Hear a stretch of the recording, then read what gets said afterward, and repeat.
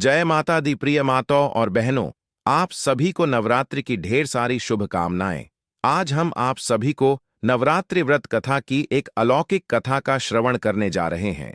जो मनुष्य इस कथा को ध्यानपूर्वक श्रवण करता है तो उसके सभी कष्ट मिट जाते हैं और गरीबी दूर हो जाती है।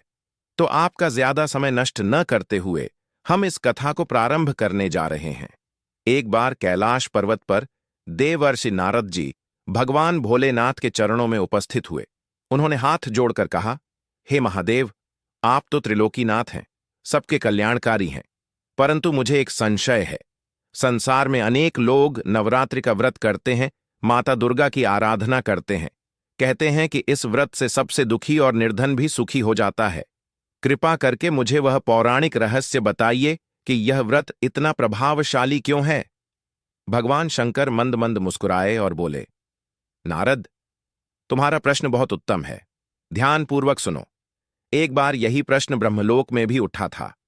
उस समय स्वयं देवी ने अपनी महिमा प्रकट की थी। मैं तुम्हें उसी कथा का वर्णन करूंगा। बहुत समय पहले एक घना वन था। उस वन के किनारे एक निर्धन लकड़हारा रहता था। उसका नाम था धनेश्वर। दिन रात वह कुल्हाड़ी लेकर जंगल जाता, लकड़ी काटता और नगर में बेचता। उसकी पत्नी साध्वी और धर्मनिष्ठा से भरी हुई थी, परंतु गरीबी ने उनके जीवन को दुखों से भर दिया था। लकड़हारे के घर में भोजन का अभाव रहता। कभी कभी तो कई दिन तक अन्न का दाना भी नसीब न होता।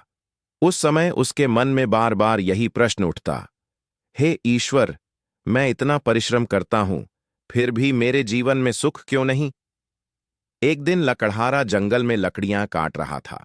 तभी उसे दूर से एक दिव्य ज्योति दिखाई दी। उत्सुकता से वह उस दिशा में बढ़ा। वहां उसने देखा एक तपस्विनी स्त्री अग्निकुंड के पास बैठी मंत्र जप कर रही है।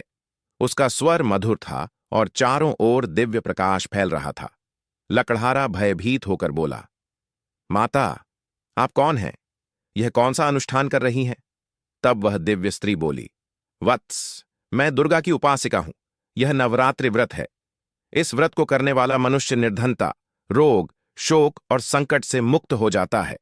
स्वयं मां दुर्गा उसकी रक्षा करती हैं। लकड़हारे ने कांपते हुए कहा, माता, मैं तो अज्ञानी और निर्धन हूं। मेरे पास धन नहीं, विधि विधान की जानकारी नहीं। क्या मैं भी यह व्रत कर सकता हूं? तपस्विनी मुस्कुराई और बोली, वत्स, व्रत में धन नहीं, भक्ति चाहिए। तुम सच्चे मन से 9 दिनों तक माता का ध्यान करो, दीप जलाओ, अन्न न हो तो पुष्प चढ़ाओ। माता तुम्हारा भाग्य बदल देंगी। यह कहकर वह दिव्य रूप लीन हो गया। लकड़हारे को समझ आ गया कि स्वयं माता दुर्गा ने उसे दर्शन दिए हैं। घर लौटकर उसने अपनी पत्नी को सारी बात बताई। वे दोनों पति पत्नी अगले दिन से नवरात्र व्रत करने लगे। वे सुबह लकड़ी काटने जाते, परंतु आधा समय माता की पूजा में लगाते। दीपक जलाते, भजन गाते और मन ही मन प्रार्थना करते। धीरे धीरे 9 दिन बीते।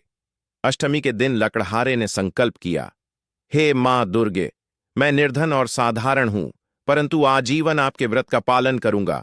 मुझे केवल इतना आशीर्वाद दें कि मेरे परिवार को कभी भूखा न रहना पड़े। नवमी की रात्रि को जब लकड़हारा विश्राम कर रहा था, तभी उसे स्वप्न में मां दुर्गा प्रकट हुईं। उनके 10 भुजाओं से प्रकाश निकल रहा था। वे बोलीं, वत्स धनेश्वर, तुम्हारी भक्ति ने मुझे प्रसन्न किया है। आज से तुम्हारे जीवन के कष्ट समाप्त होंगे। तुम्हारा घर सुख समृद्धि से भर जाएगा और तुम्हारा नाम संसार में लिया जाएगा। स्वप्न से जागने पर लकड़हारे ने पाया कि उसके घर के बाहर सोने चांदी से भरी एक पोटली रखी है। साथ ही लकड़ी बेचने पर उसे पहले से कई गुना मूल्य मिलने लगा। लोग कहते, इस लकड़हारे के पास जाने से ही सौभाग्य मिलता है। धीरे धीरे धनेश्वर धनी और प्रतिष्ठित हो गया, परंतु उसने कभी घमंड नहीं किया। वह हर वर्ष नवरात्रि का व्रत करता और गरीबों को भोजन कराता। भगवान शंकर ने आगे नारद जी से कहा, हे नारद, यही कारण है कि नवरात्रि का व्रत अत्यंत कल्याणकारी माना जाता है। लकड़हारे जैसा साधारण और निर्धन व्यक्ति भी इस व्रत से महान बन गया। इसलिए जो कोई श्रद्धा से 9 दिनों तक माता का पूजन करता है, उसके सारे संकट दूर होते हैं। नारद जी ने हाथ जोड़कर कहा, नमः पार्वती तये, महादेव, आज आपने यह रहस्य बताकर मेरा जीवन धन्य कर दिया।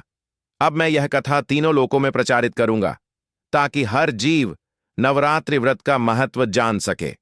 यह कहकर नारद जी प्रणाम कर वहां से विदा हुए। दोस्तों, अगर आपको यह वीडियो अच्छा लगा हो तो इसे लाइक कीजिए, अपने दोस्तों और परिवार के साथ शेयर कीजिए और ऐसे ही नए नए वीडियो देखने के लिए हमारे चैनल को जरूर सब्सक्राइब कीजिए। घंटी का बटन दबाना न भूलें ताकि आपको हमारी हर नई वीडियो की सूचना सबसे पहले मिले। धन्यवाद।